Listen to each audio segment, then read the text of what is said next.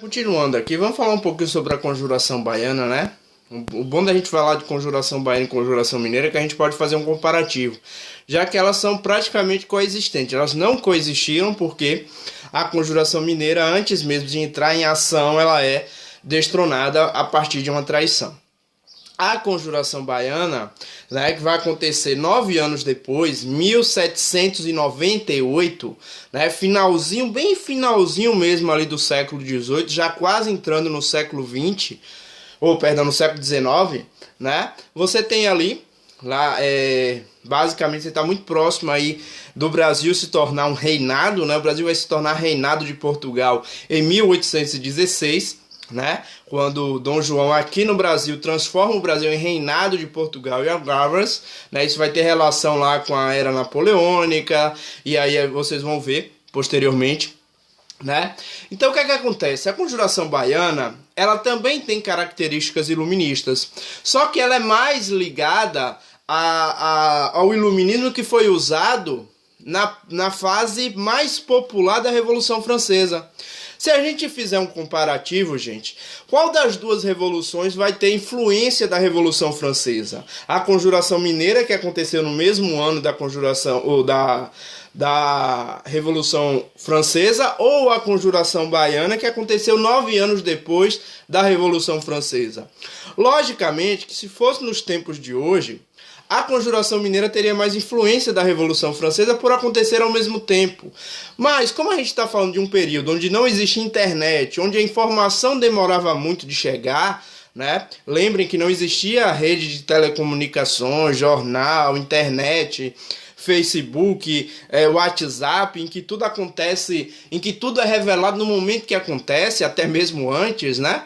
Então, naquela época não. As coisas demoravam a chegar. Então, com certeza, com toda a certeza do mundo, a conjuração baiana teve mais influência da Revolução Francesa do que propriamente a conjuração mineira, que acontecia ao mesmo tempo.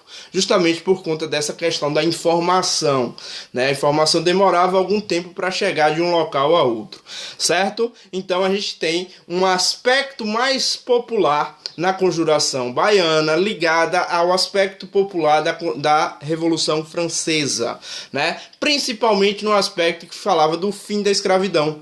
A conjuração baiana, ao contrário da conjuração mineira, e o Enem adora fazer esse comparativo, a conjuração baiana, ela quer o fim da escravidão.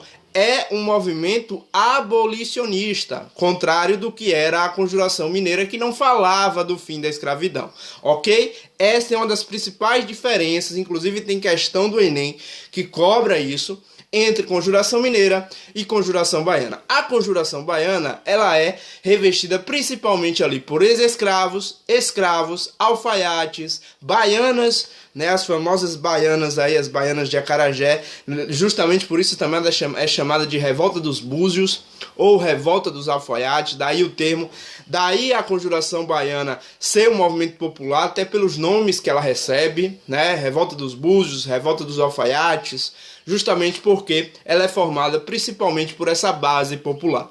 Professor, tinha também um dos líderes, né, que era da classe média, né, Cipriano Barata. Sim, Cipriano Barata vai ser importante no conjuração baiana. Ele não vai ser condenado à morte, a gente vai ver os que vão ser condenados à morte, né? E Cipriano Barata também vai ter uma participação importante lá na Confederação do Equador, lá em 1824, um pouquinho mais à frente. Cipriano Barata também vai fazer parte desse movimento. Cipriano Barata era um liberal, muito influenciado pelas ideias iluministas, e traz essas ideias iluministas para a conjuração baiana, né? A conjuração baiana, que lutava por tudo isso, chegou mais à frente do que a conjuração mineira, porque chegou a panfletar, né? Panfletou bastante sobre esse movimento, só que pessoas do exército português infiltradas no movimento acabando, é um negócio meio complicado, mas eles acabam destruindo esse movimento, né? Na verdade, antes do movimento também entrar de fato em ação, né, esses infiltrados aí acabam finalizando a revolta, né, com a prisão de 5 revoltosos, basicamente 5 ex-escravos ou alfaiates, em sua grande maioria, né, então pobres, certo? E 4 deles vão ser esquartejados. Inclusive, hoje existe bustos em homenagem a esses caras, se eu não me engano, na Praça da Liberdade em Salvador. São eles, ó, o nomezinho desses 4 caras, que esses sim deveriam ser feriado nacional e deveriam ser considerados heróis nacionais, porque realmente lutou por fim da escravidão, por uma sociedade mais igual, realmente pelos ditos da Revolução Francesa. A liberdade, igualdade, fraternidade, esses caras lutavam um pouco por isso, né? São eles, se eu não me engano, Manuel Faustino, anota aí, Manuel Faustino, Lucas Dantas, Luiz Gonzaga das Virgens e João de Deus. Esses foram os 4 caras aí que foram esquartejados, enforcados, esquartejados e espalhados seus pedaços corporais pela cidade de Salvador, né? Manuel Faustino, Lucas Dantas, Luiz Gonzaga das Virgens e João de Deus, né? O 5º que seria punido acabou fugindo, né? E não foi, foram esses 4 realmente. Inclusive tem busto, se eu não me engano, na Praça da Liberdade, não tenho certeza, mas acho que é lá, que tem um busto desses caras aí em homenagem a esses 4 verdadeiros heróis. Beleza? Tranquilo? Beijos e abraços e na próxima semana a gente volta com o Brasil. Continuo com o Brasil, Bruno vai continuar com a história geral, eu continuo com o Brasil. Eu volto na semana que vem com a chegada da família real no Brasil, ok?